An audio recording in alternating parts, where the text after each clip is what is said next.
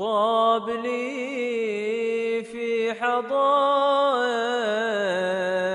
قدس مولاي شربي.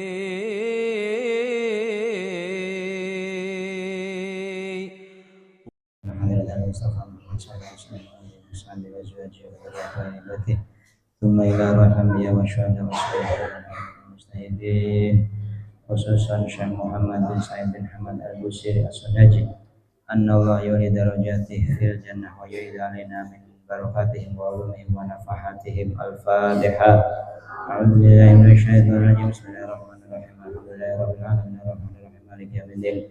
Iyyaka na'budu wa iyyaka nasta'in ihdinas siratal mustaqim siratal ladzina an'amta 'alaihim ghairil maghdubi 'alaihim waladdallin. Amin. Bismillahirrahmanirrahim. Wa an Abi Hafsinil Faruqi sahibihi wa an Abi Hafsinil Faruqi sahibihi maqaluhul faslu fi ahkamihi Umar.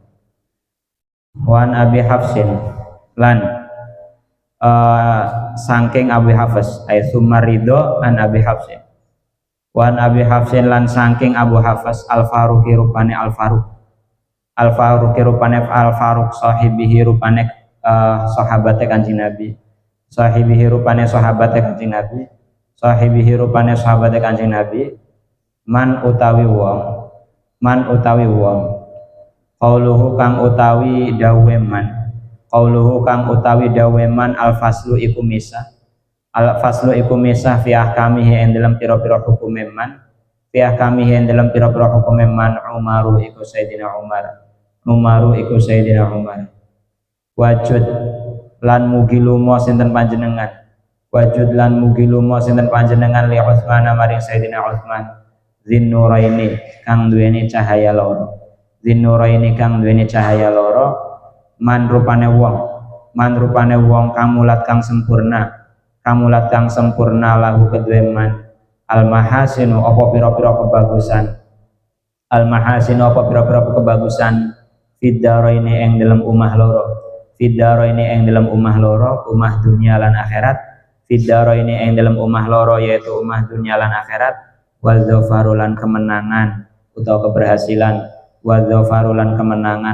keberhasilan yang bed kemarin ya, yang wakun latifan fi kulli nazilatin itu kurang itu, makanya kalau dilakukan itu nggak enak, ternyata kurang. Wakun latifan tambahi lana ya. Wakun latifan lana fi kulli nazilatin itu kurang di halaman 53. Wakun latifan fi kulli nazilatin itu kurang, setelah latifan tambahi lana maring kita ya. Wakun latifan lana fi kulli nazilatin ya, tambah ya lana, kurang. Kalau nggak ada lananya nanti nggak bisa dilakukan, nggak sesuai dengan wazan lagunya. Wis. Wa Nabi Hafsinil Faruqi sahibihi maqauluhul faslu fi ahkamihi Umar.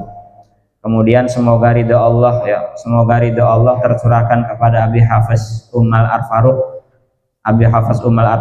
sahabat Kanjeng Nabi, seseorang yang ucapannya sebagai pemisah ya, sebagai pembeda antara hak dan batil.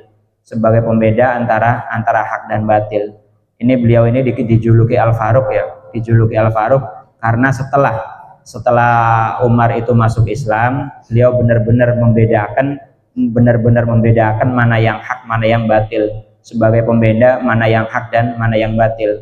Karena setelah Umar masuk Islam, itu dakwah Islam yang asalnya sembunyi-sembunyi, setelah Umar Al-Faruq masuk Islam, dakwah Islam itu benar-benar diperlihatkan.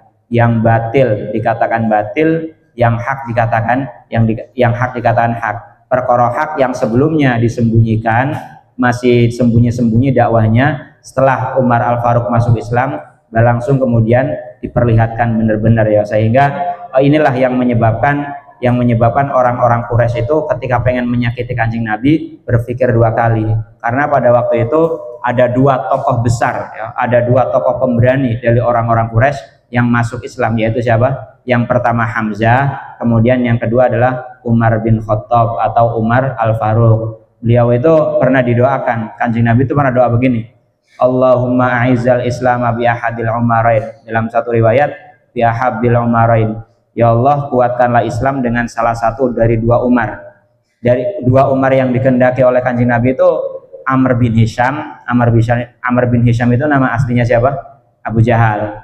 Satunya adalah Umar bin Khattab.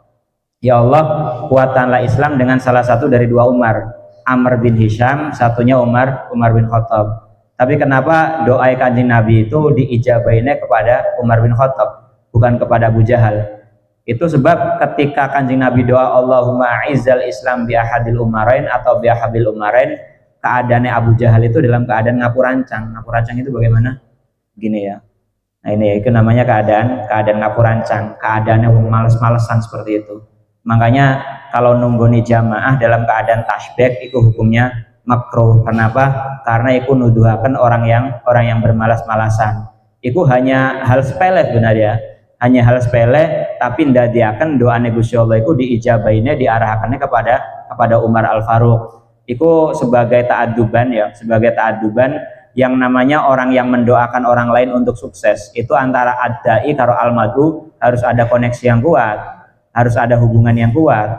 Orang yang di rumahnya mendoakan, orang yang di pesantrennya yang didoakan itu harus rajin. Nah, ketika yang mendoakan dengan yang didoakan itu tersambung ya, koneksinya kuat, maka orang yang didoakan ini akan berhasil. Tapi ketika orang yang mendoakannya setiap hari mendoakannya selamat, ya, mendoakannya semangat, tapi orang yang didoakannya malas-malesan, ya ini nggak akan berhasil. Seperti kisahnya ini ya, seperti kisahnya doanya Kanjeng Nabi, kenapa nyampenya itu kepada Sayyidina Umar, bukan kepada Amr bin Hisham, hanya karena keadaan Amr bin Hisham atau Abu Jahal yang ketika didoakan oleh Kanjeng Nabi dalam keadaan ngapurancang, dalam keadaan tasbih sing nuduhaken males ya, sehingga doanya Kanjeng Nabi itu diarahkannya kepada Umar bin Khattab. Nah, setelah Umar bin Khattab itu masuk Islam ya, bersamaan pada tahun itu yang masuk Islam dari pemberaninya orang-orang Quraisy itu adalah Hamzah dan juga ini ya Umar bin Khattab. Iki ndadiakan dakwah Kanjeng Nabi di Mekah itu semakin leluasa, semakin nggak ada tandingannya, semakin nggak ada yang mengganggu. Kalau tetap ada yang mengganggu ya, tetap ada yang mengganggu, hanya saja tidak separah sebelum-sebelumnya.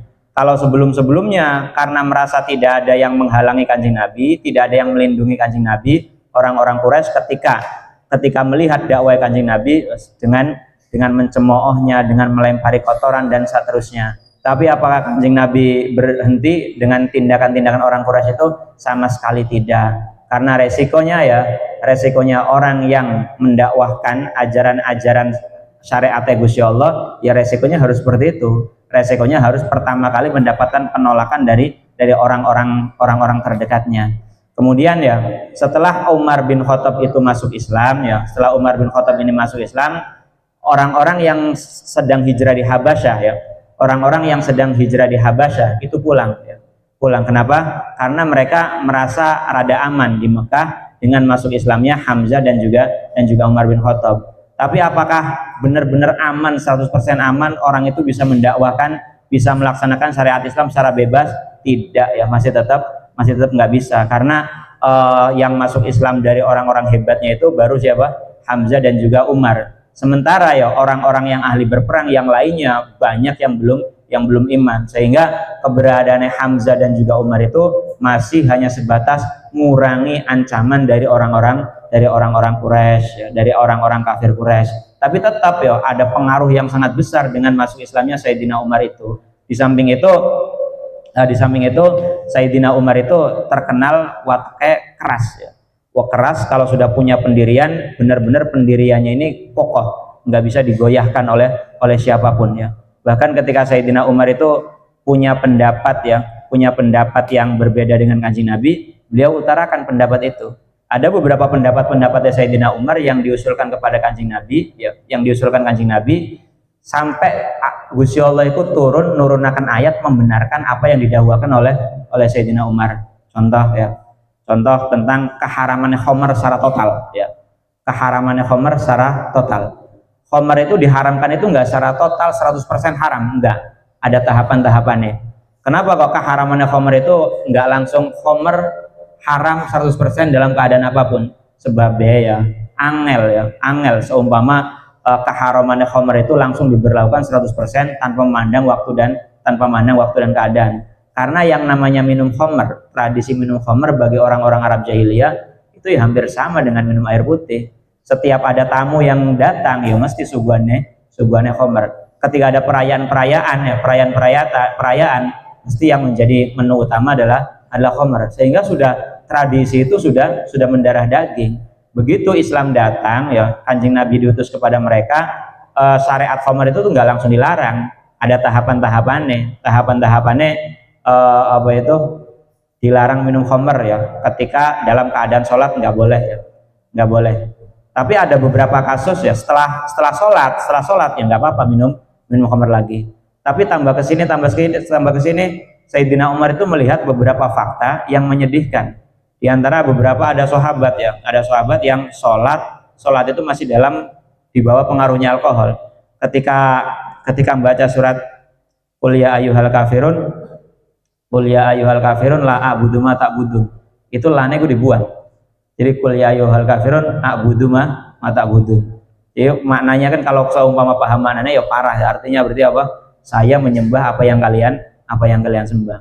Kemudian di samping itu ya pernah terjadi percekcokan yang hampir menyulut kembali perang suku gara-gara khamr ini. Akhirnya Sayyidina Umar itu bertanya kepada Kanjeng Nabi, kapan ya Rasulullah khamr itu diharamkan secara total?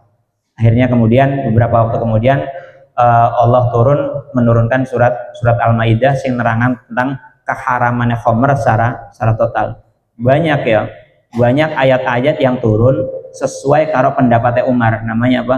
Muwafaqatu Umar. Dalam ilmu ulumul Quran namanya muwafaqatu Umar, artinya adalah ayat-ayat yang turun berdasarkan usulannya Sayyidina Umar kepada Kanjeng Nabi. Salah satunya Abdullah bin Ubay. Abdullah bin Ubay itu pemimpinnya orang munafik, gembongnya orang-orang munafik ya. Orang munafik paling gede pengaruhnya itu adalah Abdullah bin Ubay. Abdullah bin Ubay punya anak namanya Abdullah juga. Jadi Abdullah bin Ubay. Abdullah bin Ubay. Ayahnya munafik, anaknya sahabat yang benar-benar masuk Islam, bukan hanya sebatas Islam zahirnya bukan, tapi Islam batinannya juga. Ketika Abdullah bin Ubay ayahnya mati ya, meninggal, anaknya ini meminta kepada Kanjeng Nabi untuk nyolati Abdullah bin Ubay yang munafik ini. Kemudian Sayyidina Umar sedikit protes kepada Kanjeng Nabi. Ya Rasulullah, bukankah dia adalah orang munafik, orang yang zahire Islam sedangkan batinnya enggak. Kemudian turunlah ayat ya yang membenarkan Kanjeng Nabi yang pengen nyolati kemudian diusuli oleh Sayyidina Umar jangan disolati. Akhirnya turun ayat yang membenarkan pendapatnya Sayyidina Umar ya. La tusolli ala ahadim minhum mata abada, itu janganlah nyolati orang-orang munafik ya, salah satu dari orang munafik itu dua ya. Kemudian banyaklah, salah satunya lagi maqamu Ibrahim dijadikan tempat sholat ya. Maqamu Ibrahim dijadikan tempat sholat, itu ayat itu turun berkaitan dengan usulannya Sayyidina Umar. Kemudian tentang tawanan perang Badar ya, ketika perang Badar terjadi ya, dan kemenangan berada di pihak kaum muslim, itu kan terdapat beberapa tawanan ya.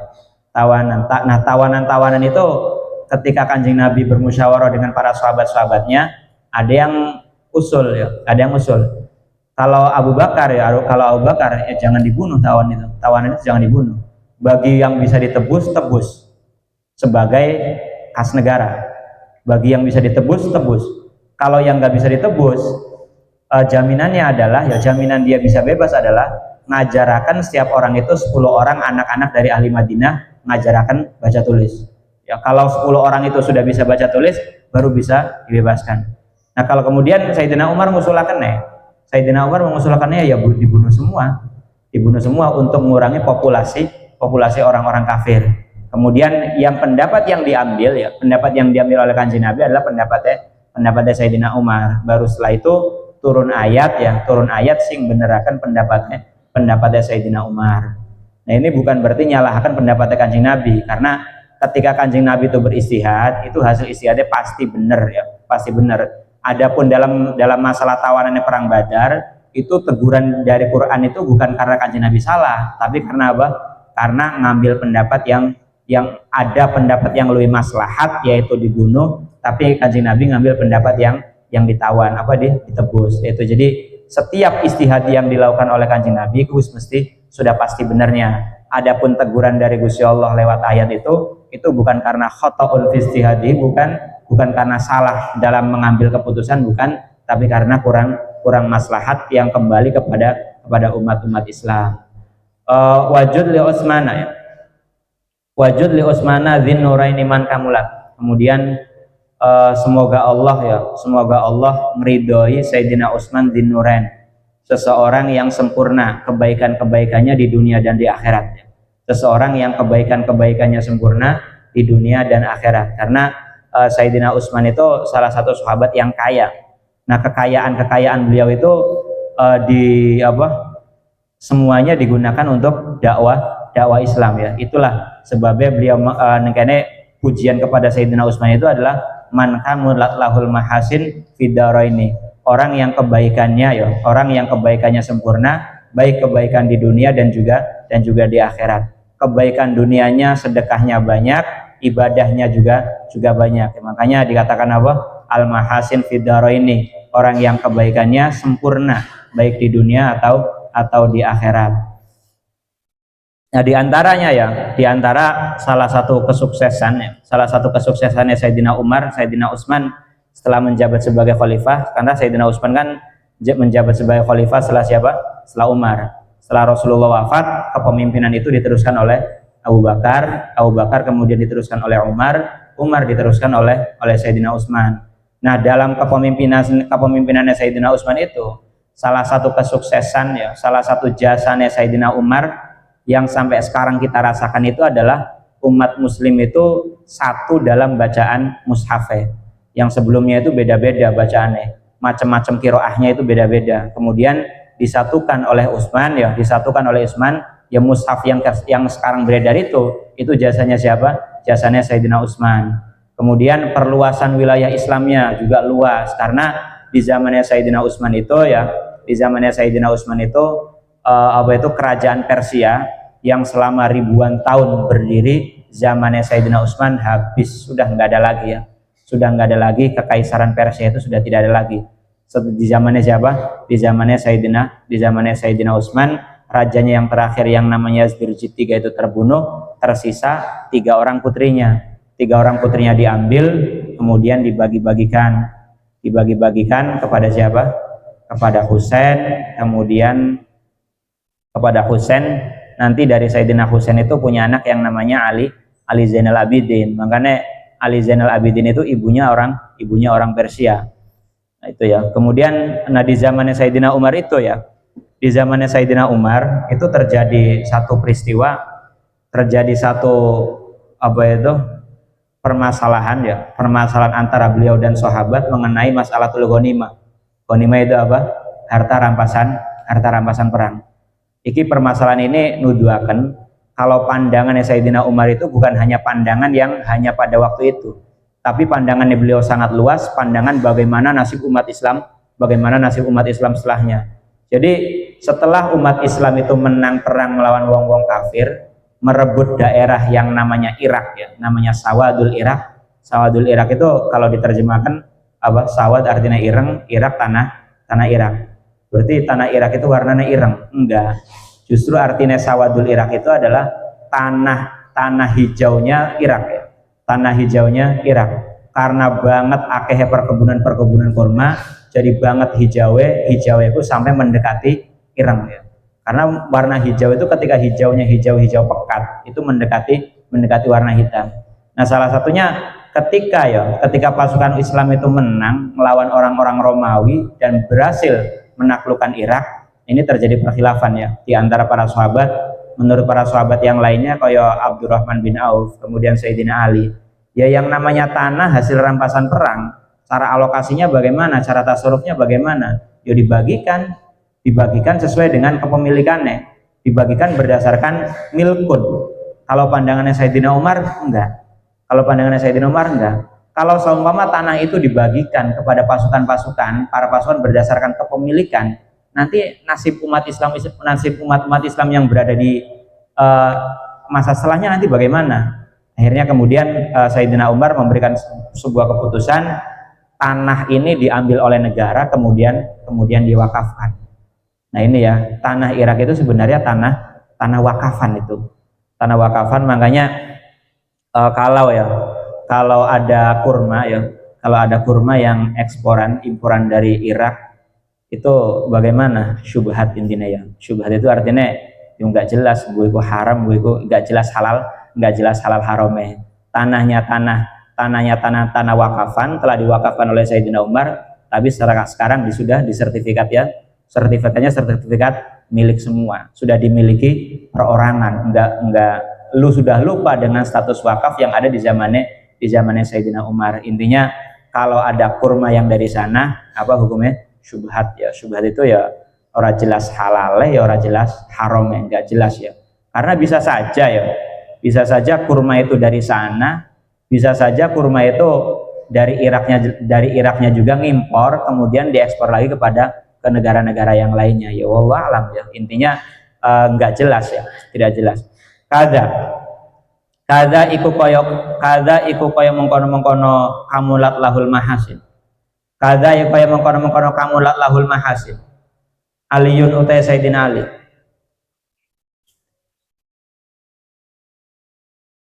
Aliyun utai Sayyidina Ali ma'abnaihi.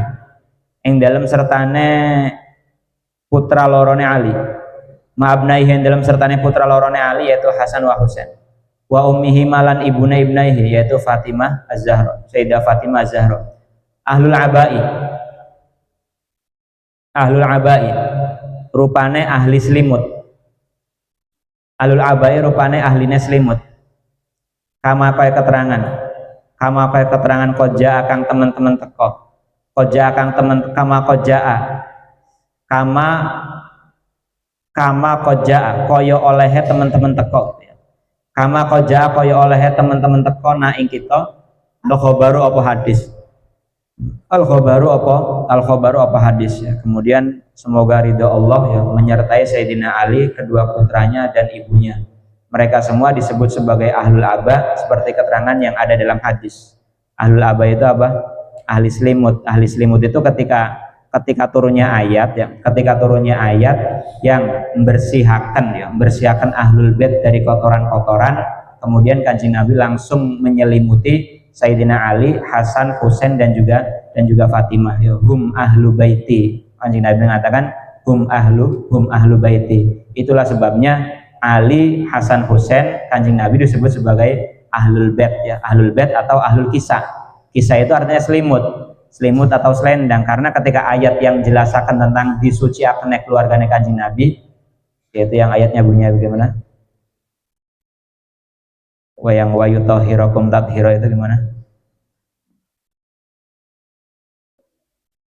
Nah itu ayat yang jelaskan tentang ahlul kisah ya, ahlul kisah atau di sini dibahasakannya ahlul aba.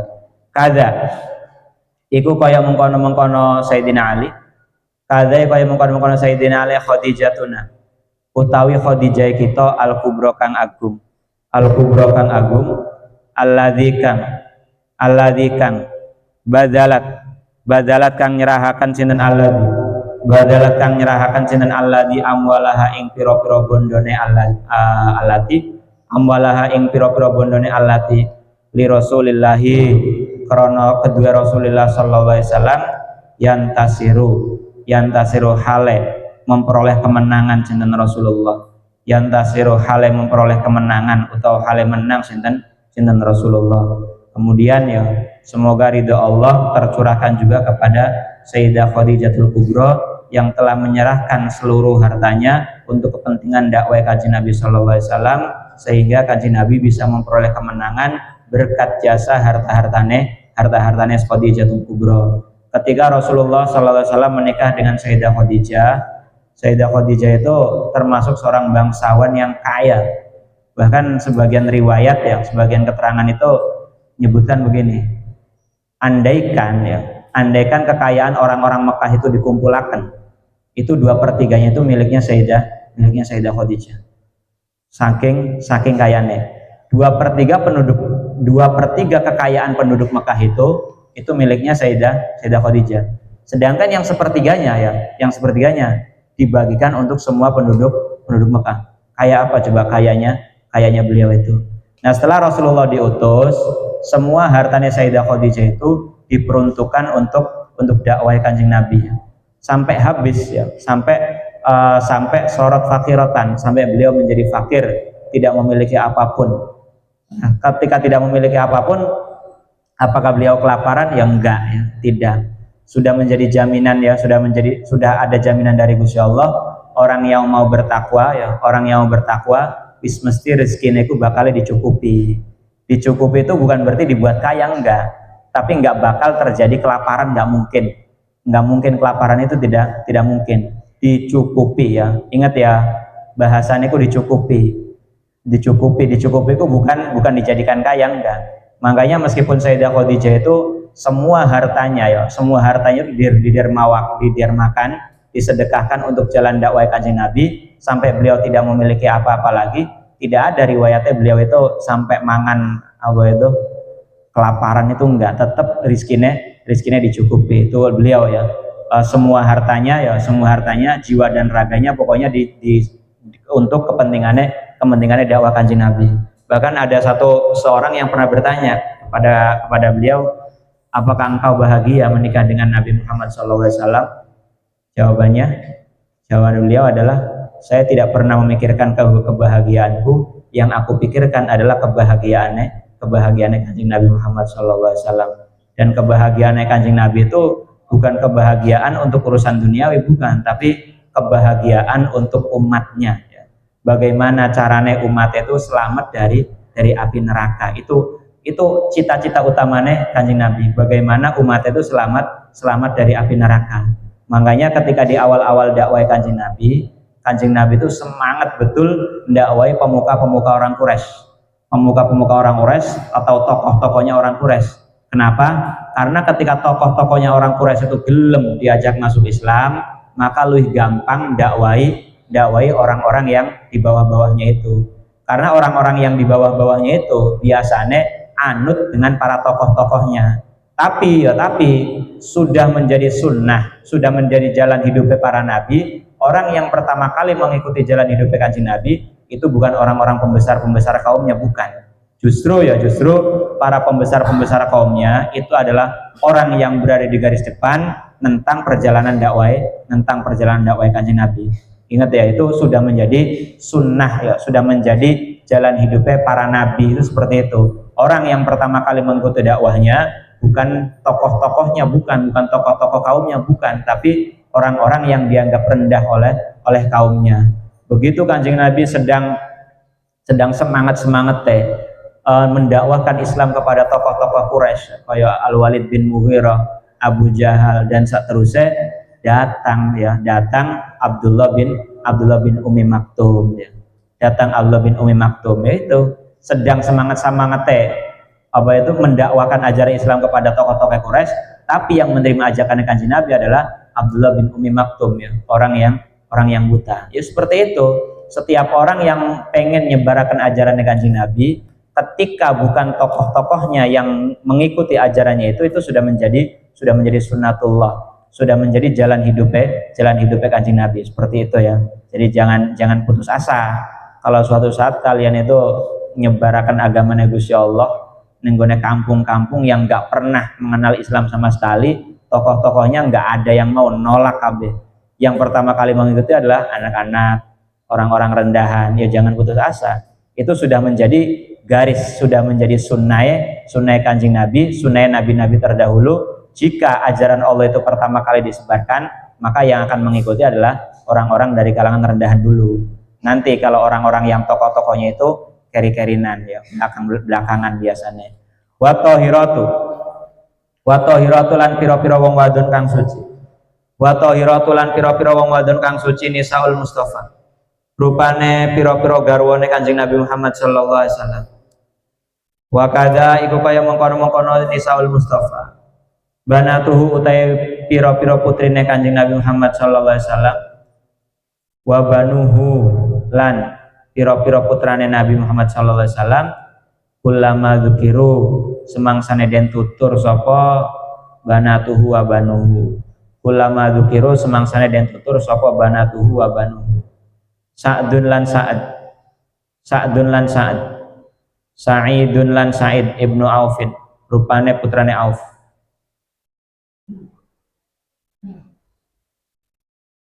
Tolhatun lan Tolha, Tolhatun lan Tolha,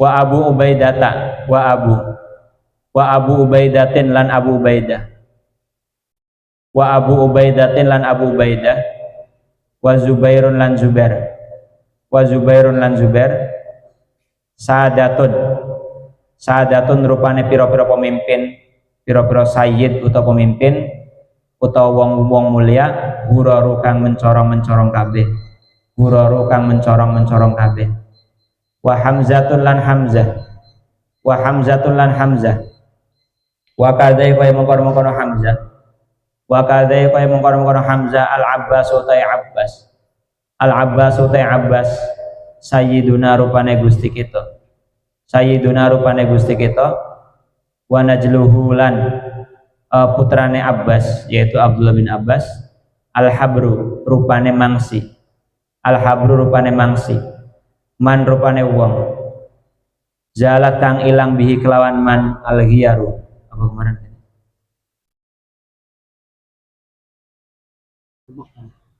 al-ghiyaru apa piro-piro kerupakan, al-ghiyaru apa piro-piro, al-ghiyaru apa piro-piro kerupakan. Kemudian semoga keriduannya Allah tercurahkan juga kepada wanita-wanita suci yang menjadi istri-istrinya Kanjeng Nabi, putri-putrinya Kanjeng Nabi, putra-putranya Kanjeng Nabi, kemudian sahabat Sa'ad, kemudian Sa'id bin Auf, Tolhah, Abu Ubaidah, Zubair, ya, mereka semuanya adalah orang-orang yang mulia. Kenapa ini Sa'ad, Sa'id, kemudian Tolhah, Abu Ubaidah, Zubair itu disebutkan secara khusus? Karena ini termasuk sahabat-sahabat yang memang istimewa di hadapan Kanjeng Nabi, sahabat-sahabat yang istimewa di sisinya Kanjeng Nabi, termasuk sahabat-sahabat yang al-asra al-mubasyarina bil jannah, sahabat-sahabat yang dijamin masuk surga. Contoh Sa'ad, ya, Sa'ad namanya Sa'ad bin Abi Waqqas. Sa'ad bin Abi Waqqas itu orang yang pertama kali berperang menggunakan panah dalam Islam, ya. Orang yang pertama kali berperang menggunakan panah di dalam Islam. Setiap kali anak panah, ya, yang dilemparkan oleh Sa'ad bin Abi Waqqas itu nggak pernah melenceng sama sekali, ya. Itu salah satu kehebatannya Sa'ad bin Abi Waqqas. Beliau ketika Sa'ad bin Abi Waqqas itu wafat, ya, ketika Sa'ad bin Abi Waqqas itu wafat, arasy Gusti Allah itu sampai bergetar, ya, sampai bergoncang. Gara-gara apa? Ya gara-gara saking istimewanya Sa'ad di hadapannya Kanjeng Nabi. Kemudian Sa'id bin Aufin, Tolhah, Abu Ubaidah. Abu Ubaidah ini orang yang diangkat oleh Sayyidina Umar sebagai pemimpin sebagai komandan perang. Setelahnya siapa? Khalid bin Walid. Khalid bin Walidnya masih ada pada waktu itu. Tapi Khalid bin Walid, karena pergerakannya Khalid bin Walid itu sangat cepat, akhirnya Sayyidina Umar itu ngerasa belas kasihan, melas kepada orang-orang Islam. Kalau terus-terusan ngikuti komandonya siapa? Khalid bin Walid, mesti nggak bakal mengikuti, pegel, ya, pegel. Akhirnya dicopot oleh Umar, diganti dengan Abi Ubaidah al-Jarrah. Apakah setelah itu Khalid bin Walid jadi purnawirawan, jadi mantan tentara? Enggak, tetap berperang, ya, tetap berperang karena pedoman beliau adalah beliau jihad bukan karena Umar, bukan, tapi karena Gusti Allah. Wa Hamzatun, ya. Kemudian Hamzah ini pamannya Kanjeng Nabi. Pamannya Kanjeng Nabi, salah satu pahlawan Islam. Makanya ketika Kanjeng Nabi itu kehilangan Hamzah di perang Uhud, itu kesedihan paling mendalamnya Kanjeng Nabi. Bahkan ketika orang yang membunuh Hamzah, yaitu Wahsy, masuk Islam, diterima Islamnya, tapi dawuh Kanjeng Nabi, jika kamu bisa memalingkan wajahmu dari saya, maka palingkanlah. Artinya beliau tetap menerima kesahabatannya Wahsy, tapi beliau belum masih dalam keadaan sedih, masih belum kuat melihat Wahsy. Karena ketika melihat Wahsy, maka masa lalu dengan pamannya itu Hamzah akan terbayang-bayang kembali. Akhirnya Wahsy itu kemudian setelah didhawuhi demikian oleh Kanjeng Nabi, nggak berani kelihatan di hadapan Kanjeng Nabi, itu nggak berani. Bahasanya itu fansorif gitu ya. Jika kamu bisa memalingkan wajahmu dari saya, maka palingkanlah. Itu bukan banget bencinya kepada Wahsy, bukan. Kanjeng Nabi tidak ada ya, tidak memiliki kebencian sama sekali kepada para sahabatnya. Tapi ketika melihat Wahsy, khawatir kesedihannya Kanjeng Nabi itu terulang lagi gara-gara teringat dengan pamannya yaitu Hamzah. Kenapa kok Wahsy sampai tega melakukan demikian? Sebab ya pada waktu itu Wahsy itu diiming-imingi oleh sayyidnya, ya Hindun namanya itu ya. Karena di perang Badar Hamzah itu pernah mateni ya seorang tokoh Quraisy yang namanya Umayyah bin Khalaf. Namanya Umayyah bin Khalaf, istrinya Umayyah bin Khalaf itu namanya Hindun. Hindun ngomong kepada budaknya namanya Wahsy itu, jika kamu berhasil membunuh Hamzah, maka kamu merdeka. Tidak ada harapan seorang budak, tidak ada kebanggaan seorang budak kecuali dia bisa merdeka. Kalau ditanya budak-budak di zaman dulu, apa cita-citanya seorang budak? Pasti merdeka. Nah, begitu ada peluang merdeka, maka Wahsy itu tidak menyia-nyiakan peluang ini. Siang malam ia latih melempar tombak. Tujuannya hanya satu, lemparan tombak itu mengenai dadane Hamzah, hanya itu saja tujuannya. Nah, jarak antara perang Badar karo perang Uhud. Jarak antara perang Badar karo perang Uhud itu cukup jauh ya. Beberapa bulan. Kalau perang Badar itu terjadi pada bulan apa? Ramadan. Perang Uhud terjadi pada bulan Syawal ya.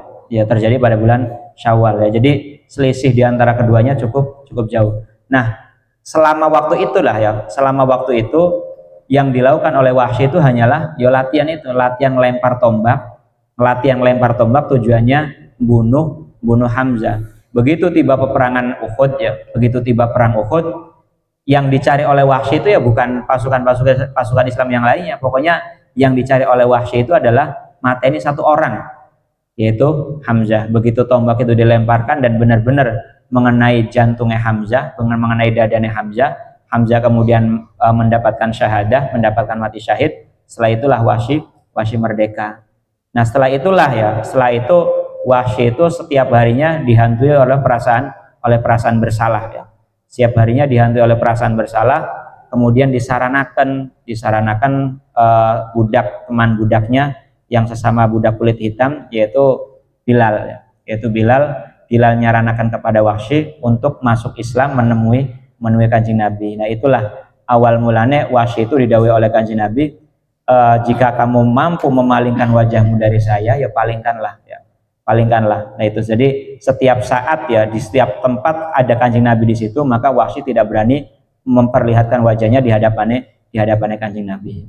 Kemudian Sayyidina Abbas dalam satu riwayat, Sayyidina Abbas itu termasuk orang yang ditawan dalam peristiwa perang Badar. Sebelum berangkat Sayyidina Abbas itu pernah berpesan kepada istrinya. Ini nanti kalau saya ditawan, tebuslah aku dengan emas ini. Kemudian begitu Sayyidina Abbas itu ditawan, kemudian ngomong kepada Kanjeng Nabi, saya tidak punya uang apa-apa, tidak punya harta apa-apa yang dijadikan sebagai alat untuk nebus.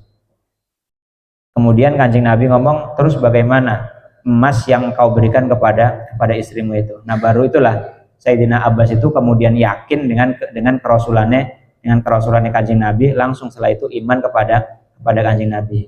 Beliau duweni putra yang namanya Abdullah bin Abbas. Nah, Abdullah bin Abbas itu duweni julukan yang namanya Al-Hibr ya, atau tinta. Kenapa beliau itu mendapat julukan tinta? Sebabnya wong alim itu ya, orang alim itu ditasbihkan atau diserupakan dengan kemarin itu dengan apa? Laut, al-bahar, ada kalanya diserupakannya dengan tinta. Apa sisi kesamaannya tinta dan juga orang alim? Fi kasratil intifa. Sama-sama akeh bisa dimanfaatkan. Kalau orang alim ya akeh kemanfaatannya bagi umat. Tinta juga sama, akeh kemanfaatannya bagi umat. Nah, inilah ya. Makanya ketika para ulama itu mendengar hadisnya Kanjeng Nabi, alimu Quraisyin yamla'u tibaqal ardi ilma. Kanjeng Nabi beradauh, alimu Quraisyin yamla'u tibaqal ardi ilma. Ada wong alim dari orang Quraisy ya, dari orang Quraisy yang memenuhi bumi ini dengan ilmunya. Ya, ketika di zamannya Sayyidina Abbas ya, di zamannya Abdullah bin Abbas, para ulama menakwilkan yang dimaksud dengan alimu Quraisy yang melauti bakal ardi ilma ini adalah Abdullah bin Abbas. Nah, begitu di zamannya Imam Syafi'i ya, karena Imam Syafi'i juga termasuk Quraisy, tapi bukan dari Bani Hashim ya, tapi dari Bani Muthalib. Akhirnya banyak juga yang mengartikan alimu Quraisyin yang melauti bakal ardi ilma ini adalah Imam Syafi'i. Terus yang mana yang benar? Ya bisa semuanya. Ya Abdullah bin Abbas bisa, Imam Syafi'i juga bisa. Karena kedua-duanya sama-sama dari Quraisy. Al-Abbas itu pernah didoakan oleh Kanjeng Nabi. Allahumma faqihu fiddin wa 'allimhu ta'wil. Ya Allah, pahamkanlah dia dalam agama dan pahamkanlah dia dalam tafsir Al-Qur'an ya. Makanya dalam dunia tafsir itu pelopor utamanya, orang yang pertama kali berbicara tentang tafsir Al-Quran adalah Abdullah bin Abbas ya. Seumpama nggak ada Abdullah bin Abbas, maka ilmu tafsir itu tidak akan ada ya. Jadi itu keistimewaannya beliau. Salah satunya ya, salah satu ketekunannya beliau ini ya, dalam satu keterangan itu, salah satu ketekunannya beliau dalam belajar itu ketika beliau itu bosan dengan satu fan ya, maka beliau mempelajari syair-syairan orang Arab zaman dulu, orang-orang Arab zaman jahiliyah. Karena yang namanya syairan orang-orang Arab zaman jahiliyah itu genrenya macam-macam ya, nauknya macam-macam, enggak cuma soal percintaan saja, banyak. Ada soal madaeh, muji-muji raja ada, tentang nasihat-nasihat tentang masa muda juga ada, pokoknya semuanya ada ya. Jadi beliau melajari baca-baca tentang syair ya, baca-baca tentang syair orang-orang Arab zaman jahiliyah, itu beliau jadikan sebagai hiburan ketika pegal mempelajari ilmu-ilmu yang lainnya. Itu bisa kita tiru ya. Makanya kalau kita sholawatan, muludan itu jadikan sebagai hiburan saja, aja sering-sering. Makanya di sini kan nggak sering-sering kan, cuma satu pekan hanya 2 kali atau 1 kali. Itu ya mungkin salah satunya niru beliau itu. Ketika beliau itu capek ya, wis penat ya, melajari ilmu-ilmu yang lainnya, maka kemudian beliau beralih ke lagu-lagu, ke syair-syairan orang Arab zaman jahiliyah. Wal alu lan keluargane Nabi. Wasahbu lan sahabate Nabi.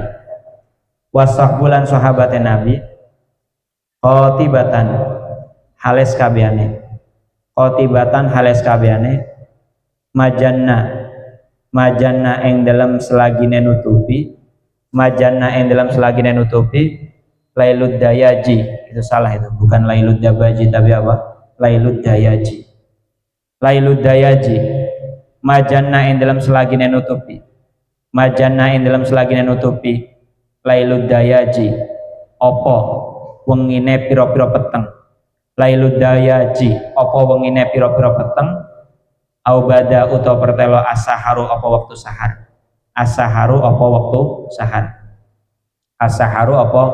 sahar.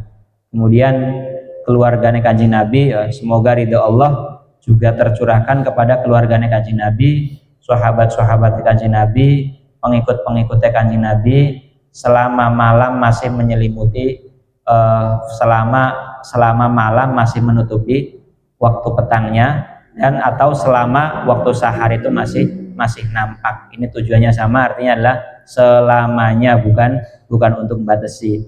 alun Nabi ya, keluarganya Kanjeng Nabi itu siapa ya? Kalau kita takoni ya, alun Nabi itu siapa? Sebenarnya bisa kita jawab dengan beberapa makomnya, beberapa tempatnya. Ya tinggal alun Nabi yang dimaksud dalam pembahasan apa. Kalau alun Nabi itu yang dalam bab zakat ya berarti siapa? Bani Hashim dan Bani Muthalib. Karena termasuk orang-orang yang tidak boleh menerima zakat itu adalah alun Nabi, keluarganya Kanjeng Nabi, yaitu Bani Hashim dan Bani Muthalib. Tapi kalau maqamud doa ya, kalau maqamud doa dalam masalah doa itu yang dimaksud dengan alun Nabi itu siapa? Kabeh wong mukmin ya, kabeh wong mukmin. Kalau menurut Imam Nawawi, alun Nabi itu jami'ul mukmin, semua orang mukmin walau kana asya. Meskipun wong mukmin itu ngelakoni kemaksiatan tetap dimasukkan dalam doa itu. Justru wong mukmin sing ngelakoni kemaksiatan itu justru luwih butuhaken doa daripada yang tidak pernah ngelakoni kemaksiatan. Jadi masukkan semuanya. Ya lihat-lihatlah ya. Kalau maqamud doa ya berarti yang kita kan, kalau maqamud doa dalam keadaan doa kok menyebutkan kata-kata alun Nabi, yaitu mengikuti pendapat Imam Nawawi bagus. Sebabnya apa? Sebabnya memasukkan jami'ul mukminin, memasukkan semua wong mukmin, baik yang ngelakoni maksiat atau tidak. Justru yang ngelakoni kemaksiatan itulah yang lebih membutuhkan doa. Kemudian wasahbu, sahabat-sahabatnya Kanjeng Nabi. Dalam setiap maca sholawatnya Kanjeng Nabi ini jangan sampai ketinggalan ya sahabatnya Kanjeng Nabi itu. Sebabnya apa? Sebabnya setelah Rasulullah wafat itu yang nyebarakan, yang merusakan perjuangan Kanjeng Nabi menyebarkan ajaran Islam itu adalah para sahabat. Yang pertama kali iman kepada Kanjeng Nabi itu juga para sahabat. Kemudian al-atba. Nah, kalau yang dikendaki al-atba ini orang-orang yang mengikuti jalannya Kanjeng Nabi, berarti orang yang setelah erane sahabat sampai kepada kita kategorinya apa? Ya atba, pengikut Kanjeng Nabi. Hanya saja bukan pengikut secara langsung, pengikut dari pengikut dan seterusnya. Marido yang dalam sertane ridho. Marido yang dalam sertane ridho mingka saing panjenengan fi afin ing dalam ngapura, wa afiatin lan kawilujengan, wa husni khotimatin lan bagusnya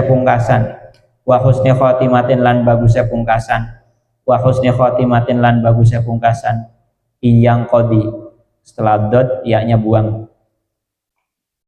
Ada in jawazim wa masih ada yaknya ya. Iyang kodil umuru ya. Wa husni khotimatin lan bagusnya pungkasan, iyang kodi lamun entek, iyang kodi lamun habis al umuru apa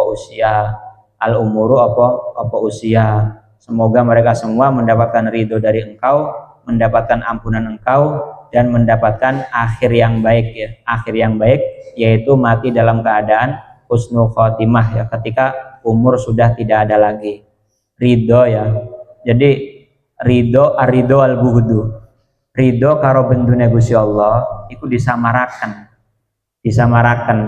Kita nggak tahu ridhone Gusti Allah itu diletakkan di ibadah yang mana. Begitu juga ghadhabe Gusti Allah kita juga nggak tahu diletakkan di dosa yang mana. Makanya seorang mukmin itu tidak boleh ngeremehkan sekecil apapun kebaikan, juga nggak boleh ngeremehkan sekecil apapun dosa. Karena siapa tahu ridhonya Gusti Allah itu diletakkan di amal ibadah yang kecil ya, kelihatan di mata manusia itu kecil. Begitu juga seseorang itu nggak boleh ngeremehkan dosa, itu nggak boleh, karena siapa tahu ghadhabe Gusti Allah atau bendune Gusti Allah terletak pada dosa yang kecil itu. Ada beberapa hal yang memang benar-benar disamarkan oleh Gusti Allah. Memang benar-benar sengaja disamarkan oleh Gusti Allah supaya apa? Supaya wong mukmin itu semangat dalam mencari itu. Salah satunya apa? Ridhonya Gusti Allah ya. Ridhonya Gusti Allah. Gusti Allah itu ridho kepada wong mukmin ketika ngelakoni apa? Ngelakoni yang nggak tahu, pokoknya nenggone kebaikan. Tapi kebaikan mana sing diridhoi oleh Gusti Allah? Ya nggak tahu. Anak kalane kebaikan yang ganjarannya banyak, ada kalanya kebaikan yang ganjarannya sedikit. Kemudian apalagi bentuknya Gusti Allah itu juga sama ya, bentuknya Gusti Allah. Orang itu kenapa nggak boleh ngeremehkan dosa? Sebabnya siapa ngerti ya, siapa tahu dosa yang ia lakukan itu ada bentuknya Gusti Allah, ada bentuknya Gusti Allah di dalamnya. Dan di samping itu ya, salah satu tandanya su'ul khotimah itu ya, salah satu tandanya su'ul khotimah itu gampang ngelakoni dosa. Lah dosa cilik wae kok ya. Dosa cilik iya, dosa cilik itu ketika dijadikan sebagai rutinitas dijadikan sebagai pelanggengan, maka bakalnya akan menjadikan gampang ngelakoni dosa besar. Fudail bin Iyad ya. Fudail bin Iyad itu duweni seorang murid. Punya seorang murid yang banget alime sampai orang-orang itu memandang suatu saat yang bakal melanjutkan ilmu Fudail bin Iyad itu adalah muridnya ini. Tapi begitu mati ketika dibacakan Yasin dia berdiri ngomong begini, la taqra'ha fa inni bari'un minha. Jangan bacakan aku Yasin, aku telah terbebas dari surat itu. Ya kan menakutkan itu kata-katanya ya. Jangan bacakan aku surat Yasin karena aku sudah terbebas dari surat itu. Akhirnya mati dalam keadaan su'ul khotimah. Ini menimbulkan tanda tanya besar bagi Fudail bin Iyad dan juga teman-teman seangkatan ngaji kepada Fudail bin Iyadnya itu, karena dalam kesehariannya orang yang paling alim di antara murid-muridnya Fudail bin Iyad adalah ya orang itu ya, orang yang mati dalam keadaan su'ul khotimah itu. Kemudian dalam satu mimpinya Fudail bin Iyad itu, muridnya itu cerita bahwa suatu saat dia itu tertimpa penyakit, kemudian ngomong kepada salah satu tabibnya ngomong begini, penyakitmu ini bisa sembuh tapi dengan pengobatan khomer. Akhirnya Fudail bin Iyad nggak mau, kemudian dirayu, ya wes kalau nggak mau khomer yang banyak, setiap bulan kamu sak sendok minum khomer. Akhirnya matinya itu dalam keadaan seperti itu. Itulah gara-garanya apa? Gara-garanya gegampang masalah dosa. Di samping itu Kanjeng Nabi pernah dawuh, la yaj'alallahu syifa ummati fi haramin ya. Gusti Allah itu tidak akan pernah menjadikan kesembuhan kesembuhannya umat manusia dalam melakoni keharaman. Tidak ada perkara haram itu dijadikan sebagai media kesembuhan, tidak ada. Nah itu sebagian ulama diarahkannya hadis itu nenggone khomer, arak itu tidak mungkin arak itu dijadikan sebagai pengobatan, tidak mungkin. Kemudian apalagi yang disamarkan oleh Gusti Allah? Sa'atul ijabah, kemudian Lailatul Qadar, itu termasuk beberapa hal yang disamarkan oleh Gusti Allah. Memang sengaja disamarkan. Tujuannya apa? Tujuannya supaya umat Islam itu berlomba-lomba untuk mencari Lailatul Qadar itu. Lailatul Qadar itu sangat sebentar. Tapi bagi siapapun yang melakukan ibadah bertepatan dengan malam Lailatul Qadar yang sebentar itu sama ibadahnya dengan ibadahnya 1000 bulan yang tidak ada Lailatul Qadarnya. Kemudian sa'atul ijabah, waktu-waktu diijabahinnya doa.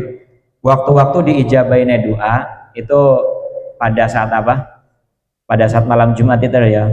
Pada saat malam Jumat itu ada yang namanya sa'atul ijabah. Seumpama seorang itu berdoanya itu kebetulan pada bertepatan dengan sa'atul ijabah itu pasti diijabah oleh Gusti Allah. Letaknya di mana? Allah alam ya. Meskipun sebagian ulama mengatakan paling diharapkannya sa'atul ijabah pada hari Jumat itu adalah ketika pas khotib itu duduk ya. Pas khotib itu duduk untuk melaksanakan khutbah, nah itulah awal mulanya sa'atul ijabah dimulai. Tapi itu hanya sebatas perkiraan, hanya bersifat perkiraan, nggak secara yakin ya. Lailatul Qadar itu juga berdemikian. Kalau ada keterangan kitab ya bahwa rumus kalau awal Ramadan hari ini maka Lailatul Qadarnya ini ya, kan ada itu di Ana atau Bajuri ada seperti keterangannya. Itu sifatnya hanya hanya dzonnan, hanya perkiraan, nggak sampai 100%, nggak sampai yakin, tidak. Karena Lailatul Qadar itu memang diistimewakan oleh Gusti Allah karena banget istimewane disamarakan kepada setiap wong mukmin supaya wong mukmin itu berlomba-lomba mendapatkan ibadah di malam Lailatul Qadar. Wallahu alam. Subhanakallahumma bihamdika asyhadu an la ilaha illa anta astaghfiruka wa atubu ilaik.